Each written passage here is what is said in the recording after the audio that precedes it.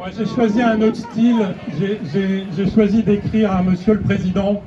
Monsieur le Président, vous permettrez que je vous appelle ainsi, même si par vos décisions et vos discours depuis le 12 juillet, vous ne semblez plus souhaiter être le président de tous les Français.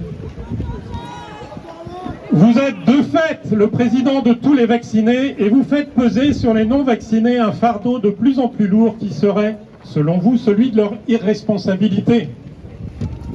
Alors, en janvier 2020, les médias français se moquaient. Le gouvernement français disait que nous ne craignons rien, que le virus n'arriverait pas chez nous, que si jamais il arrivait chez nous, nous avions un système de santé si performant que la situation serait gérée sans problème.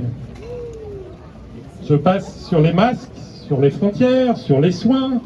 Je passe aussi sur votre intervention, Monsieur le Président, début mars l'année dernière, incitant les Français à sortir pour une semaine après les confiner à 1 kilomètre de chez eux.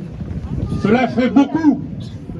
Je passe encore sur les promesses d'être prêts pour la deuxième vague, de créer des lits de réanimation.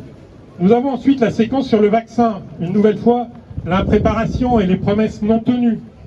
Il n'y aura pas de vaccination obligatoire. Le pass sanitaire ne sera jamais utilisé pour les activités de la vie quotidienne. Et là, cela fait trop.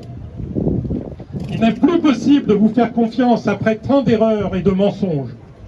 Contrairement à vous, Monsieur le Président, j'ai pris tout au sérieux le virus. Mais je n'en ai pas peur, car la peur est mauvaise conseillère. Vous ne l'avez pas pris au sérieux.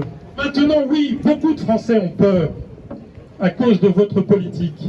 Comment pouvez-vous en arriver à cette impasse, le confinement ou le pass sanitaire? Comme s'il fallait choisir entre la peste et le choléra.